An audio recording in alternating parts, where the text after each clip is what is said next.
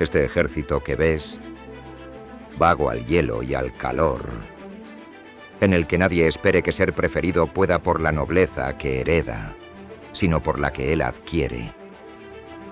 Porque aquí a la sangre excede el lugar que uno se hace, y sin mirar cómo nace, se mira cómo procede. Aquí la necesidad no es infamia, y si es honrado, pobre y desnudo un soldado, tiene mejor cualidad que el más galán y lucido. Porque aquí a lo que sospecho no adorna el vestido al pecho, que el pecho adorna al vestido, y así de modestia llenos a los más viejos verás, tratando de ser lo más y aparentar lo menos.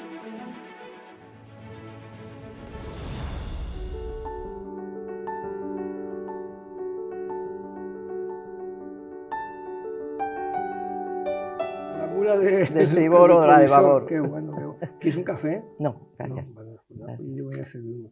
¿Qué te iba a decir? Pero el Manzanares es navegable, ¿o no? Bueno, Pero hasta no, cierto punto, hasta pero cierto no. punto. Pero ¿Y la no, Complutense pero tampoco tiene embarcadero? no. No. No. ¿Vienes de la desgraciadamente Complutense no. ahora? ¿O vas? Voy hacia la Vale, Complutense sí. a impartir Sí. clase a la Universidad para Mayores. Es doctora. Sí, Doctora en Historia sí. del joder, siglo ¿no? Bueno, XVII. estoy especializada en siglos XVI, XVII, Felipe II, Sí. Ejército y Marina. Ejército de Marina. Bueno, Ujú. oye, este libro me lo tienes que dedicar. Sí, te Voy lo a ponerlo a la dedicaré cámara. con muchísimo gusto. Porque además, bueno, la película, no tenemos películas de tercios españoles, porque no somos un país que, ya sabes tú que esto de la cultura es un poco deficitario, pero sí me gustaría que luego después me lo dediques. Faltaría ¿Vale? O más. sea, que voy a dejar aquí el bolígrafo para que no te escapes, si quieres alguna cosa. Gracias. O sea, que has venido en transporte terrestre, Exacto. a pesar de que eres muy naval. Muy naval, aunque me mareo, debo decirlo. mareas en los Sí, barcos? tengo Me el dices. título de patrón de embarcaciones de Sí. recreo, porque somos navegantes en la familia, Sí, pero me mareo. Desde Ah. pequeñita me te mareo. mareas. Ujú. Bueno, y a ver, antes de hablar de la película, bueno, el buque no sé si es el mismo que el de el Capitán Bueno. Audrey, Se parece, pero resulta pero muy interesante. yo quería preguntarte, a ver, ¿por qué te dedicaste tú a la historia y concretamente a esto, a la profundizar historia en naval. los tercios de la mar? Pues, Tercios de la mar, del mar. tercios del mar, sí. Se dice el Historia mar. de la primera infantería de Marina. Sí, La señor. española, ¿no? La española. Pues, ¿y cómo empecé? Pues tuve la inmensa fortuna de conocer a un gran maestro, don José Alcalá Zamora y Queipo de Llano, nada más y A nada ver, menos. José Alcalá Zamora y qué podía. Nieto de don Niceto. Nieto de Niceto Alcalá Zamora, o sea Alcalá que... Zamora, que bueno, seleccionó a un grupo de alumnos que debíamos ser buenos y me embarcó en un proyecto que entonces estaba organizando la Armada para conmemorar la famosa y mal llamada Armada Invencible.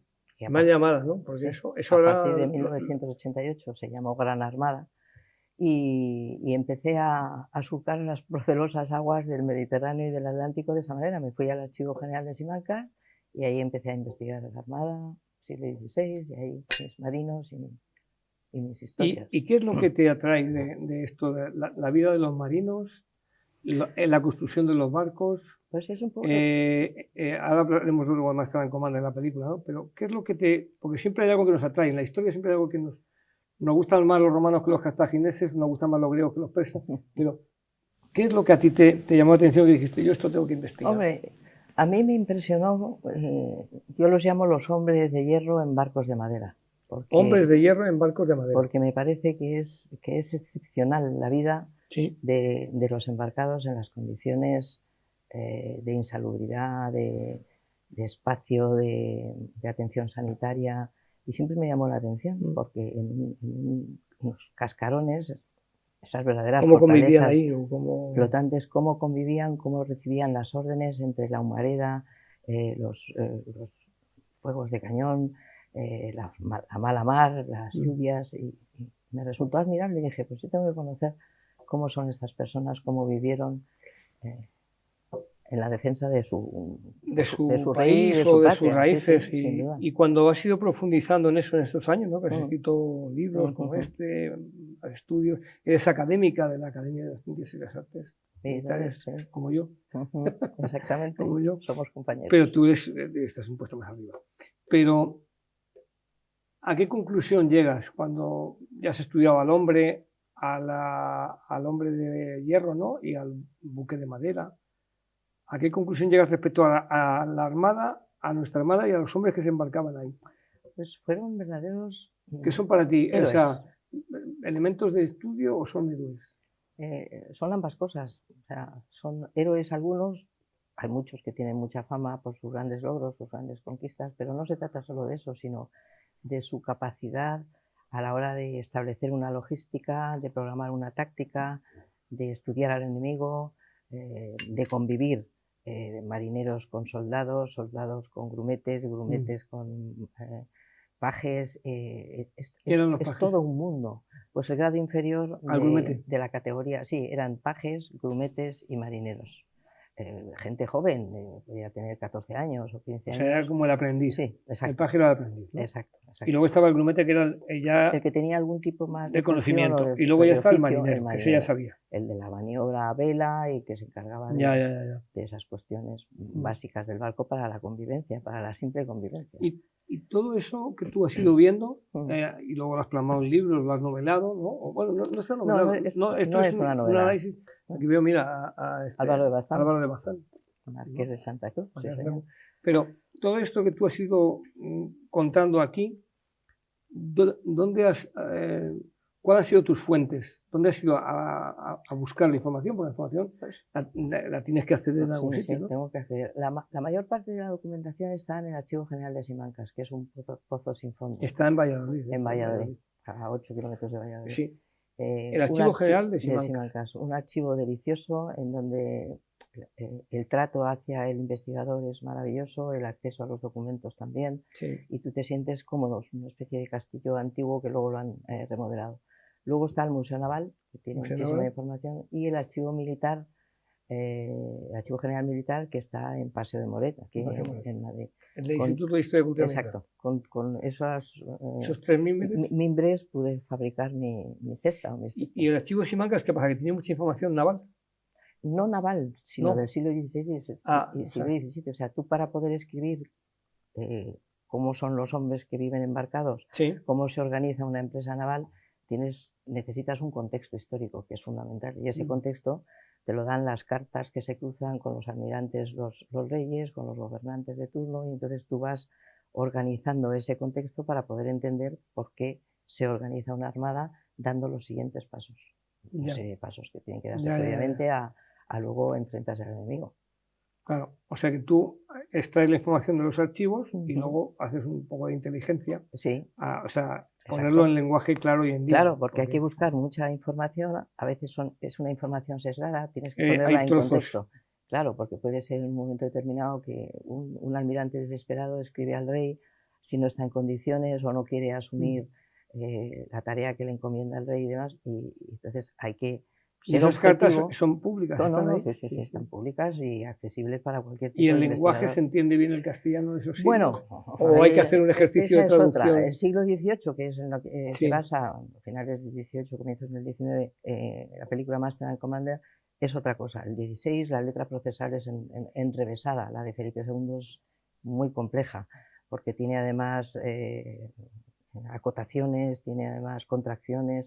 Bueno, para eso... La letra del siglo XVI de Felipe II. O sea, que ¿has visto manuscritos de Felipe II? Sí, ya me lo conozco en memoria. Yo creo que tengo la deformidad de mi letra, es propia de... Oye, ¿y eso que decías de la Armada Invencible? Cuéntame esa... Bueno, la Armada Invencible... No, pues ¿quién inventa todo este lío?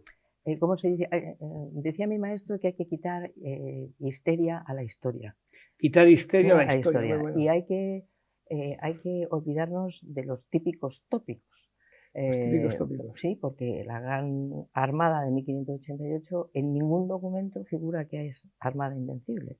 Es la Serenísima y Felicísima Armada, la Armada... la Serenísima y Felicísima Armada, claro, la que son palabras originales de aquella época. De aquella época. Entonces, ¿qué pasó? Que un secretario de la reina, Sir William Cecil, pues en tono de burla o jocoso, dijo: esta es la Invencible Armada con la que... Y le llamó invencible Sí, en pero tono no peyorativo. jocoso. Sí. Peyorativo. Pero los documentos no hablan para nada. Entonces se ha ido creyendo pues esa especie de leyenda negra que los españoles somos los primeros que nos creemos nuestra propia leyenda. O lo que nos cuentan de fuera. Sobre todo, ¿quiénes nos lo cuentan? Nuestros enemigos, Claro, los holandeses, los franceses, los ingleses. Entonces hay que poner los puntos sobre las íes y decir, porque en este tipo de acontecimientos y de lucha por la hegemonía mundial en esta época, siglo XVI y XVII, si tú no eres consciente de tus objetivos de la política defensiva y ofensiva que has de poner en marcha, pues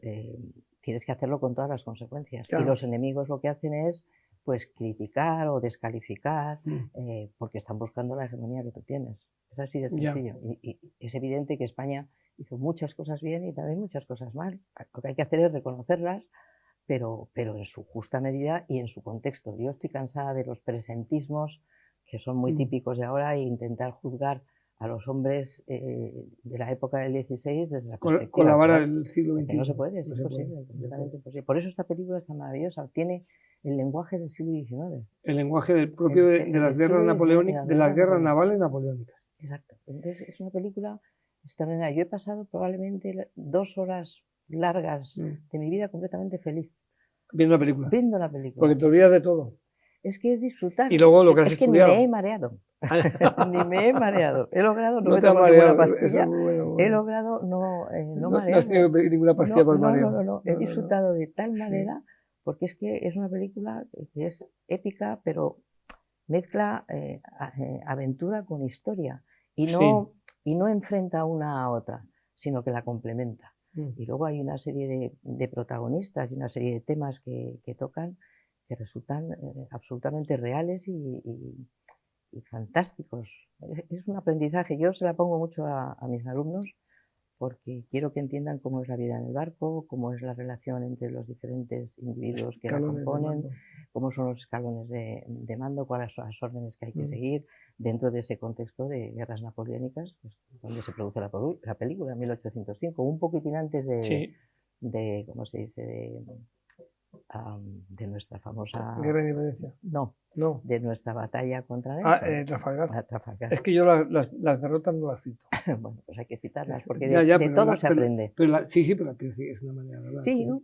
Las cito, pero que no les doy más propaganda. Bueno, pero fue una derrota de un mal diseño, porque España y Francia estaban unidas y el capitán, vamos, el almirante francés hizo caso omiso a lo que dijeron los españoles. A lo que dijeron los españoles. Y eso es que hay que tener claro sin hacer patriotismo, porque no se trata de hacer eso. Sí, se sabe que cuando tú el mando lo bifurcas, mal asunto. Y luego aparte que eran mejores marinos los españoles. Lo que pasa es que quizás fueron demasiado subordinados. Tenían que haber sido más rebeldillos y decir, no, mira, así no. En línea no te tienes que poner. Pero bueno, también es la épica española. Es la épica española, es así. Y entonces, yo eso, vamos, sé que Trafalgar fue eso, y me hace gracia porque cuando vas a Inglaterra, solo ves 2 batallas, Trafalgar y Waterloo. Ellos nunca, yo creo, me decía uno, no, nosotros que perdemos guerras, pero luego, si perdemos guerras, hacemos un acuerdo de paz, un acuerdo comercial, con lo cual... Tú hablabas antes de la Gran Armada de 1588. Hubo una que se llama la Contraarmada de 1589, que fue un fracaso total de los ingleses, y los ingleses no la aprenden. Hemos tenido que estudiar nosotros para demostrar que María Pita defendió, expulsó a Drake. Sí, que fue un auténtico fracaso. Que intentaron entrar en La Coruña, sí. Sí, no, y además Drake pasó al ostracismo más absoluto porque la reina se dio cuenta de que había sido un fracaso, pero pasan de puntillas. No les gusta hablar de los fracasos. A los británicos no. Pero si es que de los fracasos se aprende. Se aprende, normalmente se aprende. De las victorias, por supuesto, pero de los fracasos también. Y nuestra historia solamente la podemos conocer a través de nuestras victorias y de nuestros fracasos. La historia de España en concreto, una buena parte de ella se ha hecho sobre la cubierta de los barcos. Pero claro, la gente joven, tú lo comentabas antes, la gente que está estudiando ahora en los colegios, pues tiene una capacidad muy limitada porque reyes católicos, Austria y un poco más... Y saltan ya la democracia. Empiezan en 1812 en las Cortes de Cádiz. Entonces, si la gente joven de hoy en día no conoce su historia... Es difícil que pueda... Si no conoce la historia pasada, donde además España fue todo, porque fue un imperio impresionante, pues es difícil que puedan entender su presente y prevenir su futuro, o entender su futuro para evitar los errores que hemos cometido en el pasado. ¿Y para ti cuál sería la mejor enseñanza de esta película? Además, bueno, ¿quieres que veamos un tráiler de la película? Vamos, cortito, porque estamos en directo, todas cosas son así. Pero para ti, ¿cuál es la mejor? Pues fíjate, a ver, ¿por dónde destripamos la película? Master and Commander. No, siendo una magnífica película, el tráiler no le hace justicia. No le hace justicia. No le hace justicia. Es un tráiler oficial, o sea, hemos cogido porque sabes que aquí... Pero los primeros 20 minutos de la película son extraordinarios porque te sitúan en el momento en el que se ocurre. Es decir, yo he tenido la sensación de estar viajando en el tiempo, ¿no? Viajar en el tiempo y de estar de espectadora, o mejor dicho, formando parte del guardia marina, del botánico. Lo mejor de esa película es son dos. Es el contexto histórico, que relata muy bien la vida en un barco, que relata extraordinariamente, y luego 3 personajes y su interrelación. Desde el capitán, el amigo suyo, el médico, botánico, naturalista. Bueno, sí que hay frases como este es un gran médico, no un cirujano. Dice como, fíjate que hoy en día los cirujanos son dioses. Pero entonces eran como los carniceros. Exacto. Eran como carniceros. Y luego esa faceta del pequeño jovencito del guardia marina que pierde el brazo y cómo es ese valor que por supuesto se le presume al soldado, pero es como la lucha entre las armas y las letras, entre la razón la pluma y la emoción. La razón y la emoción, porque la razón es la que le dice el botánico, no hagas esto y esto, y el otro es la emoción de pensar que él es un capitán que tiene que ir a enfrentarse a la Chiron, que es el enemigo francés. Por cierto, Acheron significa Aqueronte, que es un río cerca del Epiro. Y es en Grecia. Y está en Grecia. ¿Cómo se dice? El río por donde pasaban las almas, ¿no? Donde pasaban las almas cuando Queronte, en la mitología llevaba, pagando una cantidad, te pasaba al otro lado. Es el río del inframundo. Hasta en eso la película tiene acierto. El otro barco se llama Surprise. La sorpresa, porque efectivamente luego da una sorpresa al enemigo que es mayor, tiene 28 frente a 44 cañones y es un navío de línea, y el británico no lo es tanto, es más bien una fragata que llamaban entonces de 5ª o 6ª clase. Pero es fantástico. Decías el médico, el capitán, el buque, la tripulación y la fotografía. Eso es espléndido. ¿Te sientes en el barco? Yo es que además conozco las... Se dice buque, ¿no? No, conozco las Galápagos. ¿Has estado en las Islas Galápagos. Y entonces cuando hace la descripción, cuando el botánico saca su faceta de naturalista y empieza a buscar especies allí. Claro, busca con una mentalidad completamente científica que es, no militar. Siglo XVIII, finales del XVIII es el siglo de la razón absoluta, del desarrollo científico. Entonces cuando va a buscar los especímenes, cuando va a mirar los tipos de vegetación, cuando descubre cómo lo llaman los fásmidos, que descubre que son esos insectos que se transforman, que se transforman como en ramas, que es lo que le da la idea a Aubrey, al capitán, de disfrazarse de ballenero para que se pueda acercar a Acheron y creerse que es un ballenero, y es maravilloso. Y los combates navales, me gusta mucho, bueno, no hemos dicho lo de la mura, pero vamos, lo señalo, ¿no? La mura sería esto de aquí, ¿no? Entiendo. Exacto, el costado del buque de aquí, que empieza a curvarse es la mura de proa. Esto sería la de estribor y la de babor. Por la mura de proa. Habría que explicar que estribor es la parte derecha del barco, mirando desde la parte trasera, que es popa. Y la mura de babor es la de la y izquierda. Ahí le llaman la mura de estribor. Sí. Por ejemplo, esta película tiene unos términos navales, pero precisos, exactos, y del siglo XIX en las órdenes. El respeto de la jerarquía del capitán, pero que es amigo también del otro. Es la música, ¿cómo es la música? Las cosas, cuando van al combate, dice, coge las cosas del capitán, y va uno que va a coger las cosas, en una manta a coger las cosas del capitán. Y la imagen del fogonazo me parece espectacular. Espectacular. Cuando ve así entre la niebla, se queda así, y se queda así como pensativa, y se ve un fogonazo, No, es que tú estás... y da la orden y dice, a tierra. O sea que el espectador está mirando por el catalejo. Sí, Esa es la eso está grandeza muy del bien hecho. director. Ese del director lo ha hecho muy bien. Sí. Bien, sí. Scott, ¿no? Bien. No, bien. No. Han criticado el excesivo metraje porque son 137 minutos. Vale 2 horas. Pero se pasan volando. Como yo he dicho antes, combina aventura e historia en una simbiosis, yo te diría casi que perfecta, ¿no? Uno cree que va a haber un Indiana Jones o que va a haber Velas al viento, va a haber otro tipo de película y se da cuenta. No, es una película de esto. Yo ojo que te sientes muy naval. Totalmente. Cuando la ves. Totalmente. Ya no es que seas más a favor del capitán o no, que es el líder, pero es como diciendo, estos me cuentan bien las vivencias de la tripulación, el problema de la mar, el problema del abastecimiento, la cobardía de uno de los, los combates, sí. Y luego hasta los momentos de asueto, es decir, la música. Y luego el interior del barco, cómo se mueven con ese estruendo, la humareda, los llantos, la congoja que debe pensar cuando uno, porque empieza a recibir los disparos y te puede tocar, te puede arrancar heridas un brazo. muy duras. Cómo están en los cois, que son cómo están en los cois, que son esas hamacas que era donde dormían, luego las retiraban, cois, C-O-Y, y cómo luego las retiran para poder poner los cañones, cómo los disparan, qué preparación hay. Es que lo describe todo con una... no es nada artificioso. O sea, uno se mete en la película y dice, realmente estamos viviendo un combate de 1800. Y volviendo un poco a lo de los tercios, a lo de la armada. Eso está muy bien, es un barco, se supone que británico, ¿no?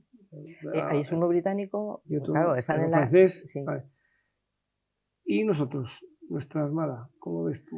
Pues mira, en contra de lo que siempre se ha dicho, no es que sea una entusiasta defensora de la Armada Española, que lo soy, pero sin duda alguna la Armada Española estaba construyendo con Juan G. Juan o con los grandes ingenieros de la época, de Ulloa, unos navíos que se llaman navíos de línea, forrados con un casco para hacerlos más potentes, más resistentes. Y aunque hay una derrota, que es la derrota de Trafalgar, la tecnología de las embarcaciones o de los buques españoles era tan buena como la británica, en contra de lo que se ha dicho. Hay un libro que se llama Historia de un triunfo, que ganó además el Premio Virgen del Carmen, que es fabuloso, de Rafael Torres. El Premio Virgen del Carmen es un premio que da la Marina, la Armada Española. La Armada Española a los mejores trabajos artísticos. De investigación histórica.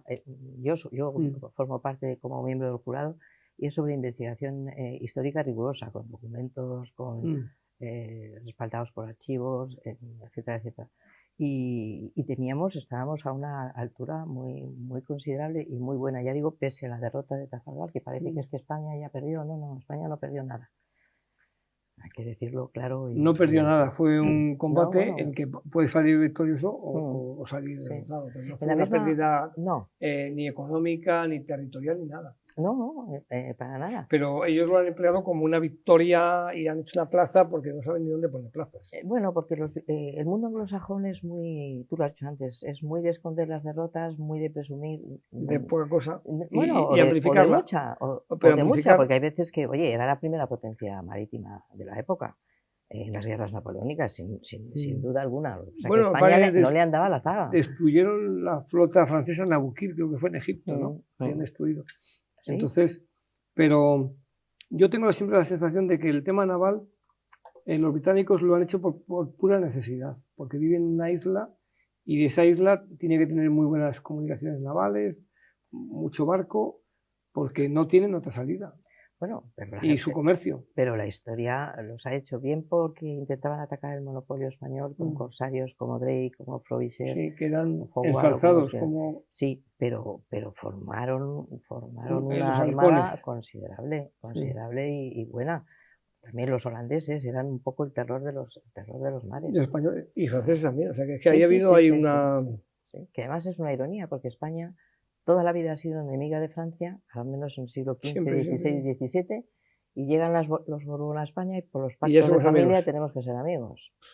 Tenemos que ser Sí, amigos. sí. ¿No ha habido piratería al revés de España? Sí, corsarios. ¿Corsarios españoles Sí. ha habido que han atacado? Eso, Sí. eso Hay lo sabía. corsarios españoles porque hay que distinguir entre un corsario y un pirata, que A no ver, tiene pues, nada que ver. pues empieza Pues un a corsario ilustrarme. corsario es un marino que tiene patente de corso. Es decir, Corsarios que que tiene tiene permiso. el permiso de su rey al que sirve para Para poder ser- atacar, para para hacer el poder sí, pirata. bueno, Para atacar y para atacar luego al repartir el enemigo botín. y repartir el botín. Y un pirata No tiene se encomienda ni a Dios ni al patente de diablo. corso. Tiene Efectivamente. patente de... Sí. Y muchos de los almirantes, yo conozco Sí. muy bien a Pedro Menéndez de Avilés, que fue un Sí. marino excepcional, fue durante una etapa de su vida corsario con el permiso de Carlos I, después de Felipe II, hasta que, bueno, luego el rey le encomienda, pues es el conquistador de la Florida, el adelantado de la Florida, y el que acaba con los hugonotes en ese Y esta territorio. cultura de naval, de historia, de los tercios de la Armada, esa infantería embarcada, ¿tú crees que esto está bien contado en España? O ya sé que en los planes de estudio ni se toca, No. pero tú en la universidad das clase Sí. a los cursos de gente de la experiencia, llaman, ¿no? A gente Bueno, muchos del cursos. itinerario de Sí. moderna, de la especialidad, que son Sí. siglos finales del XV hasta el XVIII. Historia moderna. Sí, sí trato de meter algún tipo de información Soltar ahí un añadida. poco. En la universidad para mayores, que son mayores de 55 y mayores de 65, que es un público extraordinario, porque tienen interés, tienen formación, tienen conocimientos para establecer un debate con el profesor, tienen curiosidad, hacen trabajos voluntarios, te mandan correos electrónicos diciendo, usted dijo en clase esto, pues yo voy a hacer tal O sea, que cosa y tal participa otra. mucho. Muchísimo. Y a través ¿Y el de esa joven no? docente- El joven No. El joven no. El joven que está Vamos, la en el experiencia- TikTok está en la La inteligencia. experiencia son personas sin formar desde los colegios en la parte de historia y son personas que tienen poca ilusión, al menos en la carrera de historia. Tienen poca formación, poca ilusión y poca educación. Y lo digo como lo siento porque yo tengo una experiencia, entonces hay alumnos no tienen interés en las clases, da lo mismo que bailes, que cantes, que le pongas un trozo de película. Están para pasar el rato ahí. Para pasar. Yo, por ejemplo, les digo, vean ustedes a La Triste. Mire, yo no soy Sí. especialmente amiga de No, La Triste, pero es la única. pero es la única película Claro. que hay. Pero ayer mismo les decía a los alumnos, qué pena que la única película que se hable sobre los tercios, que los tercios fueron la unidad de infantería que durante 2 siglos y pico fue el modelo a seguir por el resto de Europa. Entonces, que tengamos una película y que la escena final de la película sea la batalla de Rocroi, que fue una derrota contra los franceses. Que fue una derrota dulce, pero una derrota en 150 años es como si tú coges a los americanos y de toda la Segunda o Primera Guerra Mundial haces una película sobre la retirada en Corregidor. Pues dirías, oye, aquí falta... Claro, con la millonada además que se gastaron en esa película. Yo creo que ahí hay un tema de comunicación importante y de pasta y de dinero. Y es que al anglosajón no le gusta que lo que es español destaque mucho. Tengo esa percepción, ¿eh? No tengo pruebas. Pero lo veo en las películas que hacen, en cómo, como dices tú, a la gente joven han conseguido que se desconecte de la historia. Sí. Hay unas películas sobre Isabel I. Las películas británicas son muy buenas. Son muy buenas en su factura. En su factura de cómo están hechas. Exacto.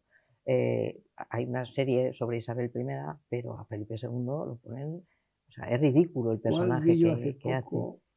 El Halcón del Mar, una de los años 30 de Errol Flynn, que sale, además estaba muy bien hecha esa película, hay una banda sonora de Cornell muy buena, y sale al principio Felipe II con ¿cómo se llama?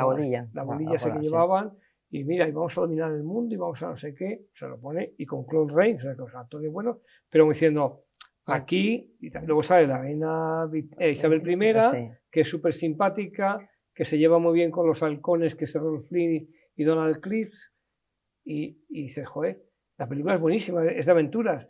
Y luego hay una española que va a servir en la corte de Inglaterra, o sea, este es un chulo guapo y encima se lleva la española. Pero una cosa es que te entretenga y otra cosa es que tenga rigor histórico. Algo, ¿no? Bueno, pero es que las películas o hablan de la historia o son una historia. Entonces, Bueno, las películas ahora, las series como Isabel o la de Carlos sí, I, ahora buscan tienen, cierto rigor. tienen un asesor, tienen tienen que todas tener un asesor histórico. histórico. Lo que pasa es que el director te dice siempre el share, Claro, la audiencia. pues ya está. Pon que este era de color, este era homosexual, este no sé qué, porque eso es lo que... O sea, en muchas cadenas se hacen así, ¿eh? Ya, pero, Y dice, oye, es que esto, no, pero esto quítamelo, ponme aquello. bueno, a mí que sea homosexual, que sea No, de pero color, quiero decir que me son es como indiferente. estereotipos porque que hay buscan. clichés que hay que poner. Pero no porque quieran hacer apología de la homosexualidad, No. sino porque buscan un nicho. Es como las películas Sí, americanas de sí. los años 50 que decían, pon a una mujer aquí. ¿Para qué? Pues porque el militar o aquel tiene una mujer que está en casa. Ya. Y así el público femenino iba al cine. O sea, buscando más clientela. Bueno, No porque quieran mostrar ya. una condición sexual, sino porque buscan más clientela. Bueno, tienen que abarcar abrir un amplio abanico, claro, porque... Pues digo que una cosa es contar una historia y otra cosa es contar la historia. Pero hay películas que combinan ambas. Sí, y esas son las que son Master and éxito. Commander. Master and Commander creo que mezcla las dos cosas. Sí. La historia y crea una historia del que, como la frase esa que le dice, ¿sabe usted cuando está el chaval que ha perdido el brazo? ¿Sabe usted que yo hablé con Nelson? Y dice, sí, ay, ¿qué le dijo? Dice, páseme la sangre. Eso es maravilloso, pero en esa misma escena se ve cómo el guardiamarina que ha perdido un brazo, que sabe que no va a poder continuar con su trayectoria, sin embargo se entusiasma y descubre el mundo de la botánica de la mano del médico. Y cómo tiene una adoración hacia Nelson, o sea, es de una sutileza y de una finura la que hace el director, porque efectivamente Nelson perdió un ojo en Córcega, y un brazo en Tenerife. Sí. O sea que era manco y tuerto. Y el guardiamarina tiene admiración por Nelson, pero le da eso diciéndole, tú también eres manco y mira hasta dónde llegó el manco. Nelson. Sí. Como ejemplo de motivación. Como ejemplo de motivación. Excelente. Y bueno, me quedo con la idea de que plasma bien la vida de esas tripulaciones, de esos hombres embarcados, esos hombres de hierro, barcos de madera. Barcos de madera, sí, señor. Pues muy bien, Magdalena de Pazis, ¿vas para la universidad? Voy ahora como digo yo, a impartir, como digo yo siempre, a sembrar la confusión. Sembrar la confusión, sí. ¿Y eso? Siempre que voy a dar clase, pues porque cuando yo me presento a los alumnos siempre les digo, yo lo que quiero de ustedes es que aprendan y que disfruten de la asignatura, que aprendan, no que aprueben o dejen de aprobar, que eso ya es fenomenal, ¿no? Pero que aprendan y que disfruten con lo que yo les cuento. Ellos lo que quieren es aprender. Eso es. Esa gente de 55, 65. Pero es que son médicos, son bancarios, son banqueros, son y han sido muy importantes, pero ahora quieren aprender. Quieren aprender una faceta que no. Eso es. Y como dicen ellos muy graciosos, es que no queremos ser solo abuelos. Ah, muy bueno. Muy buena reflexión, Así que me voy. Oye, pues si te vas a ir, ¿vamos en barco? ¿Vamos en barco? ¿O quieres ir por No, vamos en barco. No, vamos en barco tranquilamente, mirando por la vida. No me voy a marear. Por la mula de estribor. Por la mula de estribor o por la de babor. O sea, se llamaría... O subimos a la cofa, ¿no? A la cofa, sí. Bueno, eso ya no sé. Como hago muchos barcos, se nos va a ir a pique. Pues muchísimas gracias y ahora me firmas este libro. Por supuesto, muchas gracias a ti. Aquí la más principal hazaña es obedecer. Y el modo como ha de ser es ni pedir ni rehusar. Aquí, en fin, la cortesía, el buen trato, la verdad, la firmeza, la lealtad, el honor, la bizarría, el crédito, la opinión, la constancia, la paciencia, la humildad y la obediencia, fama, honor y vida son. Caudal de pobres soldados que en buena o mala fortuna, la milicia no es más que una religión de hombres honrados.